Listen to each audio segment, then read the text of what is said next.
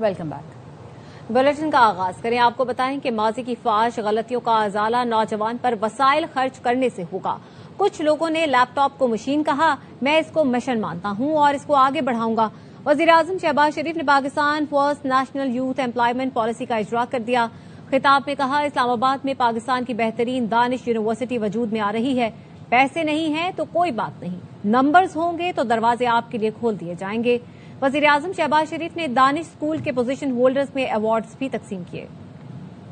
में हमसे फाश गलतियां हुई, उनका अजाला सिर्फ एक ही तरीके हो सकता है कि हम तमाम कौम के वसाइल अपने नौजवान नस्ल की तरक्की और खुशहाली के लिए कदमों में निछावर करें। पाकिस्तान के अंदर कराची से लेकर पेशावर तक हर बच्चे और बच्ची को मज़हबी तालीम का मौका मुहैया नहीं होगा तो वो कायदे आजम का पाकिस्तान नहीं, वो कोई और पाकिस्तान है। आईटी और एआई की तालीम के लिए मैट्रिक में, हाई अचीवर एफएससी में, एफए में उनको प्योरली ऑन मेरिट सरकारी खर्चों के ऊपर चाइना हम भिजवाएंगे। इस्लामाबाद में पाकिस्तान की बेहतरीन दानिश यूनिवर्सिटी मार्ज वजूद में आ रही है। कंप्लीटली टेक्निकल तालीम होगी। पैसे नहीं है कोई बात नहीं, नंबर हैं तो दानिश यूनिवर्सिटी के दरवाजे आपके लिए खोल दिए जाएंगे। एक जमाना था मुझे ताना दिया जाता था लैपटॉप बच्चों को रिश्वत के तौर पर दे रहा है। वाह वाह वाह। कुछ लोगों ने लैपटॉप को मशीन कहा, वो कुछ कहें, मैं लैपटॉप को मिशन जानता हूँ और मैं इसको आगे बढ़ाऊंगा और आगे बढ़ाऊंगा। बलूचिस्तान के जिला सोराब में धमाका खेज मवाद से भरी गाड़ी तैयार करने के दौरान धमाका हुआ। 8 दहशतगर्द हलाक और मुतादिद जख्मी हो गए। क्लियरेंस ऑपरेशन के दौरान मजीद 10 दहशतगर्द मारे गए। लईको रहमान हमारे साथ मौजूद हैं, उनसे मजीद जानेंगे। बताइएगा लईक। बलूचिस्तान का जिला सोराब है, जहां फितनल हिंदुस्तान से वाबस्ता दहशतगर्द एक बड़े दहशतगर्दी की वारदात के मकसद के लिए एक गाड़ी को तैयार कर रहे थे और धमाका खेज मवाद नष्ट करने के दौरान जोरदार धमाका हुआ और उसके नतीजे में 8 दहशतगर्द मारे गए, मुतअद्दिद जख्मी हुए हैं।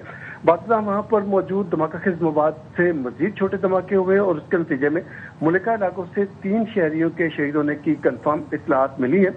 फौरी रद्द-ए-अमल के तौर पर सिक्योरिटी फोर्सेज और बलूचिस्तान पुलिस ने जायब को वहां पर पहुंचकर मुहासरा किया और वहां पर मौजूद सहूलतकारों और उनके जो दिगर साथी हैं उनके खिलाफ क्लियरेंस ऑपरेशन शुरू किया। इस मौके पर होने वाली फायरिंग के शदीद तबादले में मजीद 10 दहशतगर्द मारे गए, तो मजमूई तौर पर इन वाकयात में 18 दहशतगर्द मारे गए हैं। फायरिंग के तबादले में 2 एहलकारों के जख्मी होने की भी तस्दीक की गई है। इलाके में मुमकिन दहशतगर्दों के खात्मे के लिए क्लियरेंस ऑपरेशन बदस्तूर जारी है। ठीक है, बहुत शुक्रिया आपका। अमेरिका और ईरान ने 60 रोजा जंगबंदी में तोसी पर इत्तेफाक कर लिया है। तुर्क मीडिया का दावा, जराये से बताया कि डेडलाइन में तोसी के लिए सालिसों को आगाह कर दिया है। जंगबंदी में तोसी पर इत्तेफाक इस्लामाबाद मफाहमती यादाश्त के तहत किया गया। जंगबंदी 17 अगस्त को खत्म होना है। ईरानी जराये ने जंगबंदी में तोसी की तरदीद कर दी। गैर मुल्की न्यूज एजेंसी रॉयटर्स ने बताया, ईरान के मुताबिक जंगबंदी की कोई मुद्दत शुरू ही नहीं हुई, इसलिए तोसी का सवाल ही नहीं। अमरीका ने उबूरी मुआहिदा तय पाने के 48 घंटे बाद उसकी खिलाफ वर्जी की। चंद रोज बाद मुआहिदे से निकल गया। मुआहिदे के तहत 60 रोज में एटमी प्रोग्राम और पाबंदियों पर मुज़ाकरात होना थे। पाकिस्तान बरादर मुल्कों से मिलकर खित्ते में अमरीका और ईरान का तनाज़ा हल करने की संजीदा कोशिशें कर रहा है। तर्जुमान दफ्तर खारजा ताहिर इंदराबी का कहना है, पाकिस्तान दोनों फरीकों को मुज़ाकरात की मेज पर लाने और मशरिक़ वुस्ता में अमन और इस्तेहकाम की राह हमवार कर रहा है। मामलात खराब करने वालों को कामयाब नहीं होने देंगे। तर्जुमान दफ्तर खारजा ने बाबुल मंदब में तिजारती जहाजों पर हौसियों के हमले की मजम्मत की। कहा, सऊदी अरब बहरी इत्तेहाद के दीगर शराकतदारों से मिलकर सप्लाई चेन और बहरी आमदोरफ्त का तहफ़्फ़ुज़ और सलामती यकीनी बनाएंगे। Pakistan remains engaged alongside our brotherly states in sincere efforts to resolve the crisis in the Middle East. Pakistan is making all-out efforts to bring the two parties to negotiating table and pave the way for peace and stability in the region. Pakistan will continue to offset spoilers using direct and indirect channels. Pakistan strongly condemns this attack. We are in contact with the relevant Saudi authorities, government of Yemen, to ascertain further detail. We are ready and willing to assist Saudi Arabia and other coalition partners in operationalization of this communique to preserve the safety and security. Pakistan की बुहेरा अहमर में तिजारती जहाज पर हमले की शदीद मजम्मत। हूसियों के हमले को समंदरी सलामती के लिए संगीन खतरा करार दे दिया। नायब वजीर आजम इसहाक डार ने कहा, तिजारती जहाज पर हमले में 3 पाकिस्तानी शहरी जाँ बहक, 1 जख्मी हुआ। सोगवार खानदानों से दिली ताज़ियत का इजहार करते हैं। बुहेरा अहमर की सूरत हाल का जायजा ले रहे हैं। सऊदी हुकाम और यमन की हुकूमत से राब्ते में है। रियाद में सिफारत खाने को मैयतों की वतन मुंतकिली के लिए तमाम जरूरी इकदाम की हिदायत। جاپان نے ایران سے باب المندب میں کشیدگی کم کرانے کے لیے تعاون کی درخواست کر دی.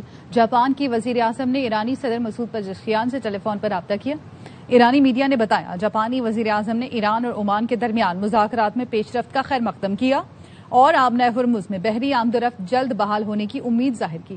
مسعود پزشکیان نے کہا ایران خطے میں بدامنی کا خواہاں نہیں. ایران نے کبھی بین الاقوامی قانون کی خلاف ورزی نہیں کی. ہمسایہ ملکوں سے تعلقات بہتر بنانے کے خواہاں ہیں. دونوں رہنماؤں نے رابطے جاری رکھنے اور دو طرفہ تعلقات مزید مضبوط بنانے کے عزم کا اظہار کیا. ایران کو خطرات کا سامنا ہوا تو خطے میں توانائی کے تمام نظام کو تباہ کر دیں گے. پاسداران انقلاب نے دھمکی دے دی. ترجمان نے کہا ایران کو پھر خطرات کا سامنا ہوا تو خطے میں تمام امریکی اور غیر امریکی توانائی سسٹمز اور انٹرنیٹ سے جڑا بین الاقوامی انفراسٹرکچر نشانہ بنائیں گے. دعویٰ کیا خلیج فارس میں اب ایک بھی امریکی جہاز موجود نہیں. جنگ سے پہلے اور دوران خلیج فارس میں امریکہ کے 30 سے 40 جنگی جہاز موجود تھے. بریگیڈیئر جنرل حسین محبی نے مزید کہا کہ ایران سے جنگ میں دشمن کو نقصان اٹھانا پڑا.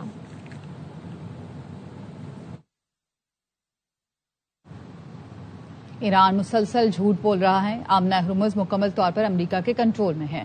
امریکی صدر ٹرمپ کہتے ہیں ایران کا آبنہ ہرمز پر کوئی کنٹرول نہیں. وہاں بحری آمد و رفت کے تمام اختیارات امریکی بحریہ کے ہاتھ میں ہیں. سیکرٹ سروس کے کہنے پر جہاز تبدیل کیا تھا. Trust Iran. I'm the last person to trust Iran. They've lied to me constantly. We have total control over the Hormuz Strait right now.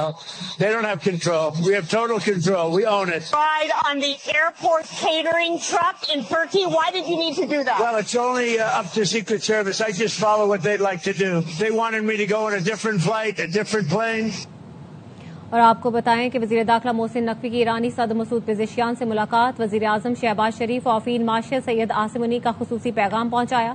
ایرانی صدر کو مکہ مشترکہ دفاعی معاہدے سے متعلق آگاہ کیا اور اس دفاعی معاہدے پر اعتماد میں لیا. صدر مسعود پزشکیان نے کہا ایران اور پاکستان کے گہرے تاریخی اور ثقافتی روابط تعلقات کی قیمتی بنیاد ہیں. دونوں ملکوں میں سیاسی، تجارتی اور سیکیورٹی تعاون کے وسیع امکانات موجود ہیں. وزیر داخلہ محسن نقوی نے کہا ایران اور پاکستان کے تعلقات مستحکم اور اٹوٹ ہیں. ایران کے ساتھ تعلقات ہمہ جہت بنیادوں پر فروغ دینے کا پختہ عزم ہے. مکہ مشترکہ دفاعی معاہدہ کسی ملک کے خلاف نہیں. کسی ایک ملک پر حملہ تینوں پر حملہ سمجھا جائے گا. ترک صدر رجب طیب اردوان کا عرب اخبار کو انٹرویو. کہا معاہدہ دفاع کو بڑھاتا ہے، کسی ملک کو نشانہ نہیں بناتا. معاہدے کے ذریعے خطے کے استحکام کی تاریخی ذمہ داری اٹھائی ہے. بنیادی اور اہم ترین مقصد باہمی دفاع کو مضبوط بنانا ہے. معاہدہ ان کے خواہاں تمام برادر ملکوں کے لیے کھلا ہے.